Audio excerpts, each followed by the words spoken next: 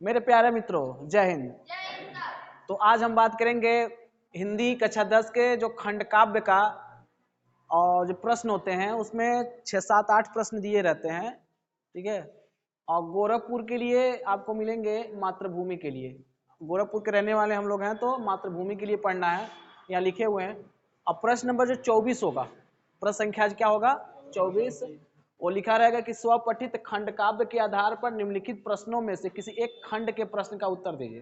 तो हम क्या पढ़ेंगे, मातृभूमि के लिए तीनों सर्ग के बारे में पढ़ेंगे। तो इसमें तीनों सर्ग एक साथ नहीं पूछेगा, ठीक है, क्योंकि तीनों सर्ग लिखेंगे तो बहुत लंबा हो जाएगा और उतना लंबा 3 नंबर के लिए तीनों सर्ग लिखना क्या है, मूर्खों जैसी बात हो जाएगी। तो उसमें केवल एक ही सर्ग पूछेगा। तो ध्यान दीजिएगा, मातृभूमि के लिए जो खंड काव्य है वो डॉक्टर जयशंकर त्रिपाठी जी द्वारा लिखी गई है, इसे याद रखेंगे, डॉक्टर जयशंकर त्रिपाठी द्वारा लिखी गई है। और ये मातृभूमि खंड काव्य बता चुके हैं। इसके 3 सर्ग हैं, मतलब ये मातृभूमि के लिए कितने सर्ग हैं, 3 सर्ग। प्रथम सर्ग जो संकल्प की बात करता है, जो द्वितीय सर्ग है वो संघर्ष की बात करता है, और तृतीय सर्ग जो है बलिदान की बात करता है। ठीक है। और ये किसके बारे में बात करेगा, चंद्रशेखर आजाद के बारे में। किसके बारे में? हाँ। तो चलिए बात कर लेते हैं प्रथम सर्ग के बारे में। तो चंद्रशेखर आजाद के काशी में छात्र जीवन का प्रसंग किया गया इसमें, तो लिख देंगे प्रथम सर्ग में चंद्रशेखर आजाद के काशी में, काशी मतलब कहाँ, बनारस में, उनके छात्र जीवन का प्रसंग है। अब इनका जन्म कहाँ हुआ था? इनका जन्म हुआ था मध्य प्रदेश के भावरा नामक ग्राम हुआ था, और काशी में आकर रह रहे थे। ठीक है। तो वही काशी में आकर, काशी नगरी में आकर संस्कृत की पढ़ाई किए। अभी ज्यादा उम्र नहीं था, 14-15 साल उम्र था, जिस उम्र में बच्चे क्या करते हैं, नादानी करते, घूमते खेलते हैं। ये बच्चा जो है अपने जीवन में क्या करता, बहुत कुछ सहा रहता है। देखो, भगवान खुदा ऊपर वाला कुछ लोग को पर्टिकुलर दुनिया भेज देते हैं और अपना जीवन करके कम ही उम्र में पूरी काम करके दुनिया से चले जाते हैं। तो ऐसे लोग को क्या नमन है कि अपने लिए नहीं, ये मातृभूमि के लिए कुछ न कुछ करके जाते हैं, जो जिंदगी भर, जीवन भर याद आता है हम लोग को। करते ही नहीं करते, आज भी याद कर रहे हैं चंद्रशेखर। इन्हीं लोग की देन है कि आज हम लोग इस अब मातृभूमि को अपने बचा कर रखे अंग्रेजों से, है कि नहीं है। तो इनका जन्म मध्य प्रदेश के भावरा, याद रखिएगा, भावरा नामक ग्राम में हुआ था। संस्कृत पढ़ाई की काशी नगरी में। उस समय जब ये पढ़ाई कर रहे थे तो भारत में ब्रिटिश रूल था। ब्रिटिश रूल का मतलब होता है अंग्रेजों की दास्ता चल रही थी भारत में। ठीक है। भारत में शासन था। भारतीय जनता उनसे त्रस्त थी, क्योंकि ये मेरा देश है और मैं ही यहाँ पर, मेरा अधिकार है, दूसरे का अधिकार नहीं हो सकता है। हो सकता है क्या? वो अपना नियम बनाएंगे, कानून हम क्यों मानने वाले, मेरा देश है तो मैं अपनी तरफ से रहूंगा, मेरी स्वतंत्रता, मेरी फंडामेंटल राइट्स, मेरा अधिकार है। तो इनको अच्छा नहीं लग रहा था। बहुत लोगों ने, अच्छा हम भी रहे होते उस समय, आप भी रहे होते, आपको भी नहीं अच्छा लगता। ठीक है। किसी को नहीं अच्छा लगेगा कि मतलब किसी को वहां घुस जाए और क्या है, अपना दमन चक्र चलाए। तो भारतीय जनता के दमन चक्र चलाया गया। उसी समय अंग्रेज के द्वारा रॉलेट एक्ट लाया गया। हम इतिहास में पढ़ाए भी थे रॉलेट एक्ट के बारे में, बताए थे ना। रॉलेट एक्ट चलाया गया। जो रॉलेट एक्ट क्या था, ये एक राष्ट्र विरोधी कानून था, एक्ट था। एक्ट माने होता है कानून। राष्ट्र विरोधी एक्ट का मतलब ये होता है कि अपने हिसाब से काम करना। ठीक है, अपने हिसाब से काम करना और लोगों को बिना बताए जो है, बिना किए जो है, कहाँ डाल देना, जेल में डाल देना। ठीक है। तो बहुत है जो हमारे देश के जो नेता थे, जो आंदोलनकारी थे, इसके लिए क्या किए, संघर्ष किए। संघर्ष किए ना। 1919 में इसी को लेकर के जलियांवाला बाग अमृतसर में पड़ता है। कहाँ पड़ता है? अमृतसर में, पंजाब में अमृतसर। ठीक है, वहीं पड़ता है। तो जनरल डायर नाम का एक व्यक्ति है जो अधिकारी है, तो बहुत लोग इकट्ठा होते हैं, इसका विरोध करते हैं। किसका? रॉलेट एक्ट का, जो राष्ट्र विरोध का रॉलेट एक्ट था ना, उसका विरोध करते हैं। तो क्या करता है, गोली चलवा देते, इसमें हजारों लोग मारे जाते हैं। ठीक है। कोई कहता 1200 मारे गए, कोई कहता 2500 मारे, उसका कोई ऑफिशियल रिकॉर्ड नहीं है। छोटे से बच्चे, जो मेला भी लगता था, बैसाखी का मेला भी था। कैसा मेला था? बैसाखी का मेला, पंजाबी का मनाया जाता है। तो मेले में इकट्ठा लगे, देखने गए थे बच्चे बूढ़े सब जाते, मेला जानबे करते, बच्चों का ज्यादा होता है। उन बच्चों को एकदम पूरी तरह से भून दिया गया, खत्म कर दिया गया। अब गेट बंद था, गली थी, मार दिया गया, बंदूकें चला दी गई। कोई वहाँ कुआं था, कुएं में कोई कूद गया, कोई लेट गया, कोई बच गया, कोई मर गया। बहुत आदमी मर गए थे, सब मृत्यु हो गया था। इसमें 1000 लोग की मृत्यु हो गई। चंद्रशेखर आजाद ने जब ये घटना, उस समय वो पढ़ाई कर रहे थे, अखबार चलते थे, अखबारों में पता चला, सुबह जगह अखबारों में पढ़ें कि इस घटना को देखें, उनके दिमाग में बहुत भयंकर उबाल आया। वो आक्रोशित हो चुके थे, आक्रोशित हो चुके थे। उन्हें भारत माता को मुक्ति दिलाने के लिए किससे? अंग्रेजों से। किससे? अंग्रेजों से। अंग्रेजों से मुक्ति दिलाने के लिए वो आंदोलन में कूद पड़े। वो नहीं देखे कि मेरी पढ़ाई बर्बाद हुई, क्या हो रही है। घर वाले भी कहे होंगे, संघर्ष किए होंगे, जाओ करो, लड़ो। उसी समय असहयोग आंदोलन महात्मा गांधी जी द्वारा चलाया जा रहा था, क्योंकि देखिए अगर देश को आजाद करना या किसी अच्छे मकसद पे जाना ना, तो बड़े लोग का साथ होना जरूरी है। ठीक है, ऐसा नहीं है कि अकेले कोई नहीं चल सकता है। अकेले नाव कभी नहीं चल सकती, उसको चलाने वाला माझी होना चाहिए और उसको ले जाने वाला माझी और उस पर बैठने वाले लोग होना चाहिए, तभी नाव चलेगी। ठीक है, अकेला नाविक नहीं उसे चला सकता है। क्यों चलाएगा, यहाँ से वहां तक जाएगा, क्योंकि उसको भी लाभ होना चाहिए, लाभ होना चाहिए। तो इसने इन्होंने भी क्या किया, असहयोग आंदोलन के समय जब महात्मा गांधी द्वारा चलाया जा रहा था तो वो कूद पड़े आंदोलन में और देश को आजाद कराने के लिए भरसक प्रयास किए। तो उसी समय क्या है ना, कोई अधिकारी था, उस अधिकारी को बढ़िया पीट उठ दिए, मार हो दिए, ले आओ। खून क्या था, ताजा ताजा था, गर्म खून था।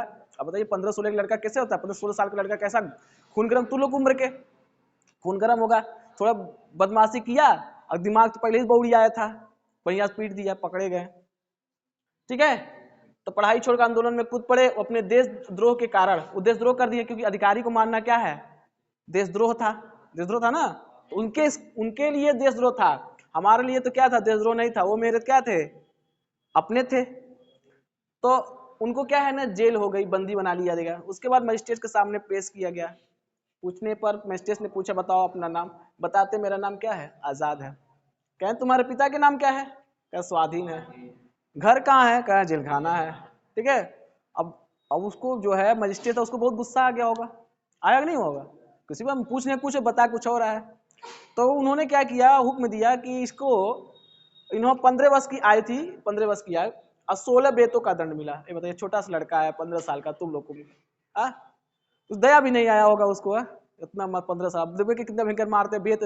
पुलिस का डंडा खाए भी होंगे, कोई खाए नहीं, कोई नहीं, बहुत भयंकर मारते हैं जी पुलिस वाले सब, है कि नहीं है। अब तो हो वाला आ गया है नहीं है, बढ़िया टूटते हैं सब। अब बताइए 15 साल का उम्र, 16 बेते। उसके बाद जब बेत मारने गया, उसको बुलाया गया, जो दंडाधिकारी होता है, जो दंड देता है, उसको बुलाया गया, मारा गया। वो हंसते हंसते क्या सफर करते गए।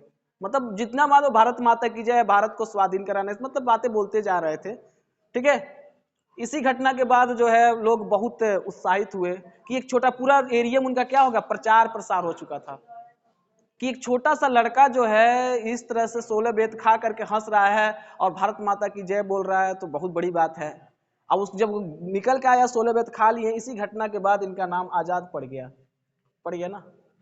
तो ये मेरा क्या था, प्रथम सर्ग का। तो क्वेश्चन देखिए, तीनों सर्ग नहीं पूछेगा, प्रथम सर्ग पूछेगा, द्वितीय सर्ग पूछेगा, तृतीय सर्ग पूछेगा। तो हमने प्रथम सर्ग के बारे में पूरी बता दी है कहानी। अब किताबों में क्या होना, बहुत लेंदी दिया हुआ, इतना लिखने की जरूरत नहीं है। अगर इतना लिखेंगे ना, जितना लिखे हैं, देखिए जो अब हम बात करेंगे मातृभूमि के लिए द्वितीय सर्ग के बारे में, जो किस पे है, संघर्ष पे आधारित है। और किसका संघर्ष है, चंद्रशेखर आजाद का। ठीक है, तो कभी कभी क्या पूछ सकता है कि मातृभूमि के लिए दूसरे सर्ग के बारे में लिखना है। ठीक है, संक्षेप में लिखिए, उनके बारे में लिखिए दूसरे सर्ग में। तो दूसरा सर्ग का मतलब क्या, संघर्ष। तो यहाँ लिखे हुए हैं, शॉर्ट में लिखे हैं, इसको हम पूरा डिटेल बता रहे हैं कैसे क्या हुआ था। तो इस सर्ग में चंद्रशेखर आजाद के संघर्ष के वर्णन किया गया। संघर्ष के बारे में क्या वर्णन किया गया है, जब देश में असहयोग आंदोलन चल रहा था, तो प्रथम सर्ग में बता दिए थे। तो जब महात्मा गांधी ने असहयोग आंदोलन वापस ले लिए थे, ठीक है, तो असहयोग आंदोलन क्या पड़ गया, मंद पड़ गया। मंद मतलब धीमा, क्या ऐसा हो गया, धीमा पड़ गया था। तो अगर असहयोग आंदोलन चला है तो उसको चलाने वाला कोई भी चाहिए ना। तो तब चंद्रशेखर आजाद आते हैं और कहते हैं कि ये जो मंद पड़ गया है ना, अब ये मंद पड़ने रहने दीजिए, अब हम शस्त्र क्रांति करेंगे। शस्त्र क्रांति का मतलब ये होता है अब हथियारों से बात करेंगे। ठीक है, नहीं कहा जाता है कि अगर सीधी बात ना कोई करे ना, सीधी बात से ना माने तो टेढ़िया बोलना चाहिए, टेढ़ी से बनाना चाहिए। तो हम प्रेम से बोलते बोलते नहीं मान रहे थे, तो अब क्या करेंगे, ईट कुछ कुहा उठाएंगे, उठाएंगे उठाएंगे, सर्व फोड़ के निकल जाएंगे। यही होता है ना, यही तो का ईट उठ पत्थर उत्थर समझे। तो स्वतंत्रता संग्राम के लिए उन्होंने क्या किया, अब क्योंकि हमारे पास उतने पैसे नहीं थे, तो वही जो ब्रिटिश सरकार थी तो वो खजाने को लेके आ रहे थे, खजाना बिना पैसे कुछ नहीं होने वाला है। तो बम और पिस्तौल का निर्माण करना और उसके लिए धन की आवश्यकता पड़ना, धन की मतलब पैसे की, बिना पैसे तो आएगा नहीं कोई सामग्री।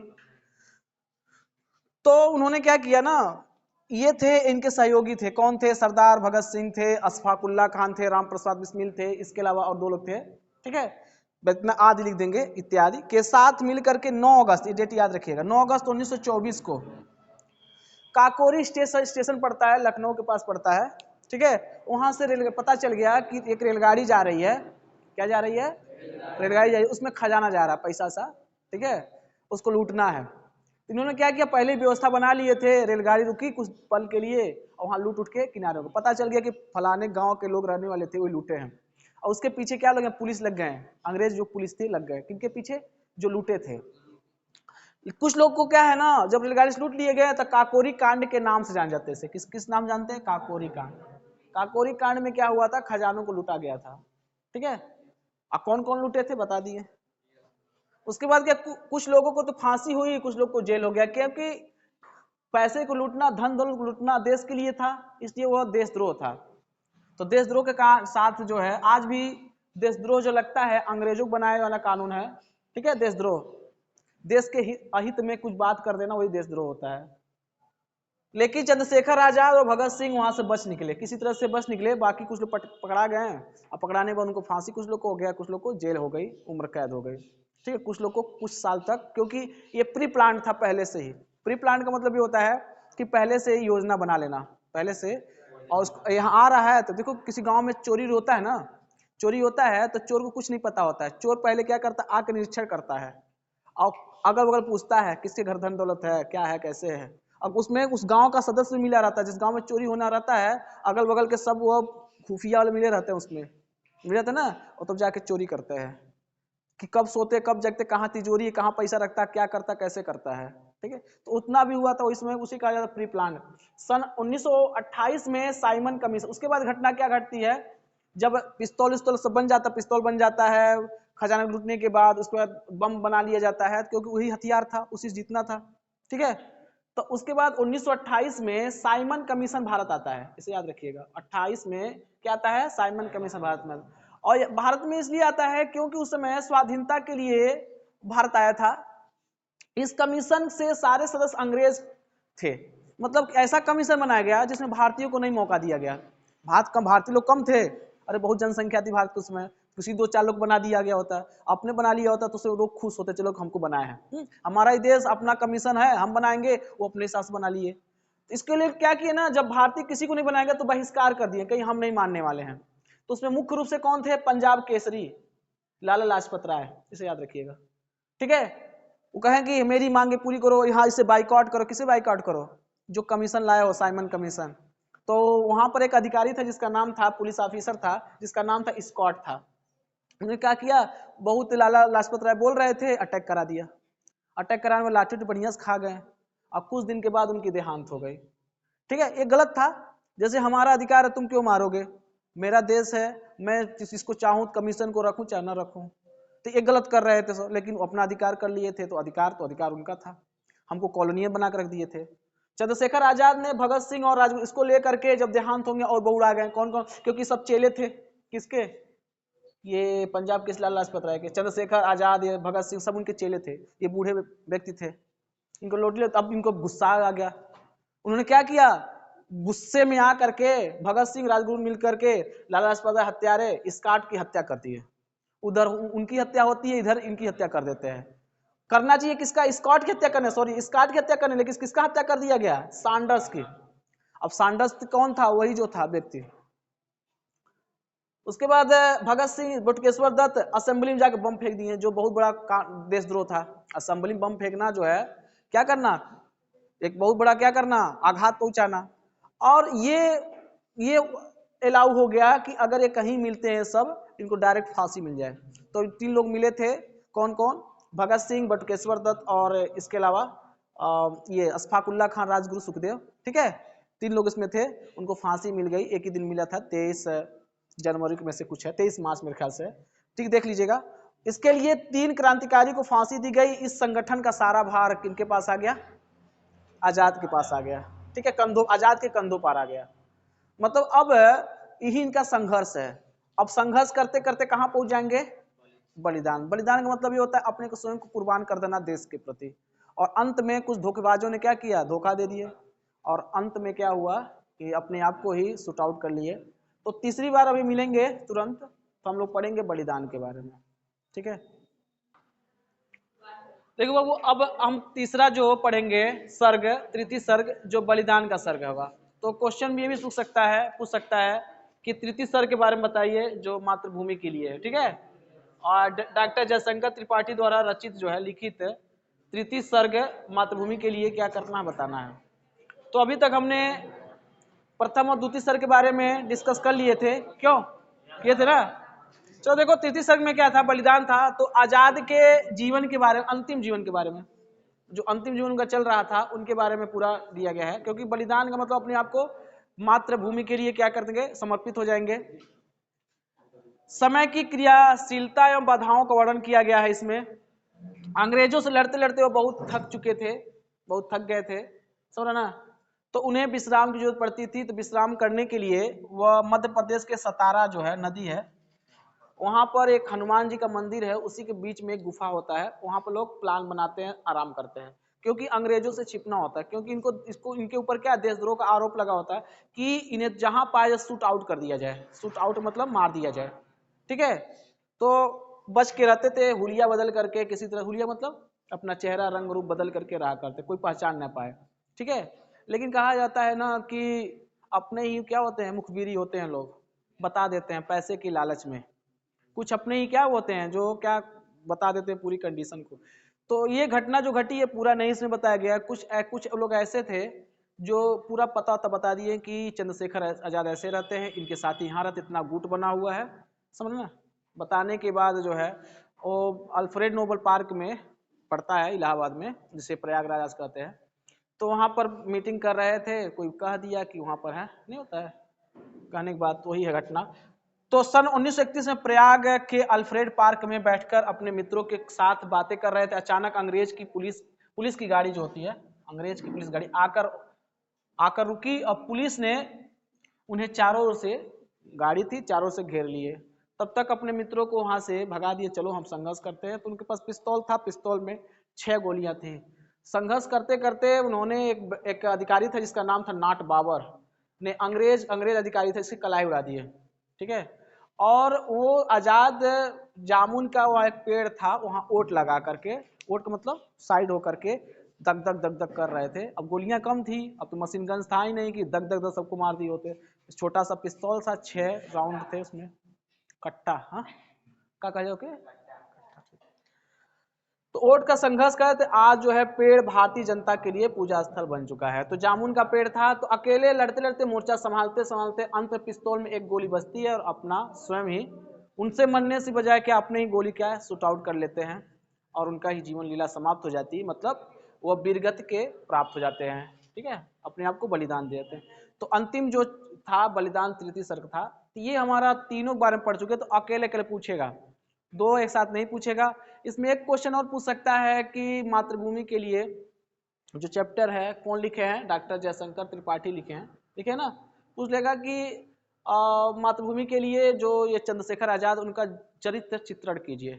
अब चरित्र चित्रण का मतलब ये होता है कि उनके बारे में लिख देना है। ठीक है, शॉर्टकट में, पूरा नहीं लिखना है, वो कैसे थे, क्या करते थे, ठीक है, कैसे तीनों लड़ करके बता देना है। तो उसको घर पढ़ लीजिएगा।